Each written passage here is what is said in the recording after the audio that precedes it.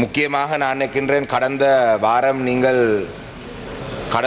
நீங்கள் மட்டக்களப்பு மாவட்டத்துக்கு ஒரு விஜயத்தை மேற்கொண்டிருந்த நீங்கள் உங்களுடைய கடந்த காலத்திலே நீங்கள் கடமை புரிந்த வைத்தியசாலை எல்லாம் பார்த்திருந்த நீங்கள் மாவட்டத்தினுடைய பாராளுமன்ற உறுப்பினரையும் அழைத்து ஒரு சந்திப்பு ஒன்றை மேற்கொண்டிருந்தால் இன்னும் சிறப்பாக இருந்திருக்கும். எதிர்வரும் வருகை தரும் பொழுது அதை செய்யுமாறு நான் கேட்டுக்கொள்கிறேன்.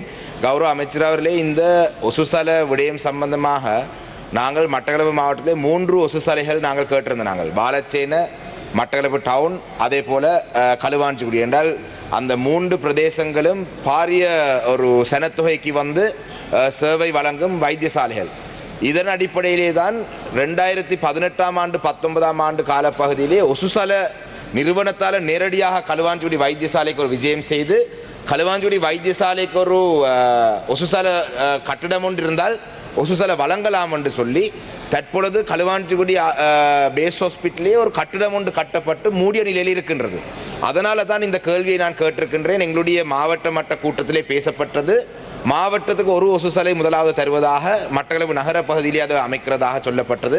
சமூகக்கார கட்டிடத்துக்கு சொந்தமான கட்டிடத்தை மிக விரைவாக விடுவிக்கிறதுக்கு எங்களுடைய மாவட்ட அபிவிருத்தி குழு தலைவருடைய தலையீட்டிலே நாங்கள் அதை விரைவுபடுத்தலாம். ஆனால் களுவாஞ்சிக்குடி ஆதார வைத்தியசாலை ஒரு கட்டிடம் அப்படியாவே இருக்கின்றது. எதுவுமே புதிதாக செய்ய வேண்டிய அவசியம் இல்லை. அப்போ என்னுடைய முதலாவது கேள்வி என்னென்று சொன்னால், உங்களால் முடிந்தால் இந்த மட்டக்களப்பு நகர் பகுதியிலே ஒசுசாலை அமைக்கும் பொழுது அதோடு சேர்த்து கட்டிடமும் இருக்கும் காரணத்தினால் வைத்தியசாலை வளாகத்துக்குள்ளே 2வது ஒரு ஒசுசாலை ஒன்றும் உங்களுடைய அமைச்சருடைய அதிகாரத்தை இல்லாட்டி உங்களுடைய நீங்கள் தலையீட்டு செய்து அவ்வாறு ஒன்று வழங்க முடியுமா? கௌரவ அமைச்சர் அவர்களே, எங்களுடைய மாவட்டத்தை பொறுத்தளவிலே ஒரு 3-4 வகையான வைத்தியசாலைகள் இருக்கின்றது. PMCU இருக்கின்றது, டிஸ்ட்ரிக்ட் ஹாஸ்பிட்டல் இருக்கின்றது, டிவிஷனல் பேஸ் ஹாஸ்பிட்டல் இருக்கின்றது, அதே போல டீச்சிங் ஹாஸ்பிட்டல் இருக்கின்றது. தற்பொழுது மாவட்டத்தில் இருக்க பல வைத்தியசாலைகளுக்கு போதிய வளங்களை கிடைக்காத காரணத்தினால் எல்லா வைத்தியசாலைகளும் லைன் மினிஸ்ட்ரிக்குள்ளே செல்ல வேண்டும், அதாவது மத்திய அரசாங்கத்துக்குள்ளே செல்ல வேண்டும் என்று சொல்றதினூடாக மாகாண சபையும் ஒரு பலவீனமான ஒரு கட்டமைப்பாக எதிர்காலத்தில் மாறக்கூடிய ஒரு அபாய நிலை இருக்கின்றது. இருந்தாலும் கூட கடந்த மத்திய அரசாங்கத்துக்கு கீழே இருக்கும் டீச்சிங் ஹாஸ்பிட்டல் பெட்டிக்லோவுக்கு நாங்கள் அறிந்த வகையிலே ADB வங்கியினுடைய நிதியமூடாக அது இப்பொழுது ப்ரொக்யூர்மெண்ட் ப்ராசஸ்ல இருக்கிறதாக நாங்கள் அறிகின்றோம்.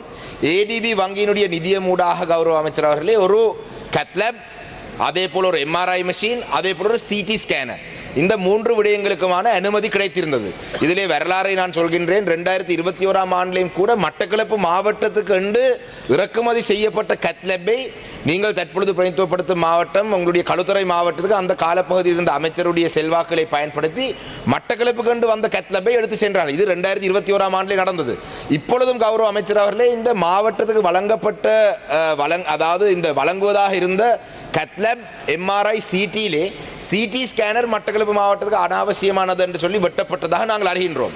ஆனால் நீங்கள் உங்களுடைய விஜயத்தின் பொழுது இந்த MRIயை வழங்குவதற்கான ஒரு வாக்குறுதி ஒன்றை வழங்கியிருந்தீர்கள். எனக்கு உங்களுடைய ஒரு வாக்குறுதி ஒன்று தேவை. அந்த ADB வங்கியினூடாக வழங்கப்பட்ட நிதியினூடாக மட்டக்களப்பு கண்டு ஒதுக்கப்பட்ட கேத்லாப், அதே போல MRI, அதே போல CT ஸ்கேனர், இந்த 3 விடயங்களும் மட்டக்களப்பு மாவட்டத்துக்கு நீங்கள் வழங்க வேண்டும் என்ற ஒரு வாக்குறுதியை உங்களுடன் எதிர்பார்க்கிறேன். அதே போல தான் நான் ஆரம்பத்தில் சொன்னது போல PMCU இருக்கட்டும், டிவிஷனல் பேஸ் ஹாஸ்பிட்டலே கன குறைபாடு இருக்கின்றது. இது சம்பந்தமாக எங்களுடைய பிரதேச அபிவிருத்தி குழு தலைவர் கந்தசாமி பிரபு அவருடைய தலைமையில் நடந்த பல அபிவிருத்தி குழு கூட்டங்களில் நாங்கள் கோரிக்கைகளை நாங்கள் முன்வைத்திருக்கிறோம். அந்த கோரிக்கையை நாங்கள் உங்களுக்கு அனுப்புறோம். லைன் மினிஸ்ட்ரியின் ஊடாக நேரடியாக இல்லாவிட்டாலும் அதுக்கான வளங்களை நேரடியாக நீங்கள் வழங்க முடியுமா என்ற கேள்வியும் 2வது கேள்வி, அதாவது கேத்லாப், MRI, CT, அதே நேரத்தில் நாங்கள் பிரதேச அபிவிருத்தி குழு கூட்டத்தினூடாக வழங்குவதற்கான வளங்களை உங்களுடைய லைன் மினிஸ்ட்ரியாக வழங்கலாம் என்றதான் கேள்வி. பூமி ஸ்தோதி கதாநாயகத்தின்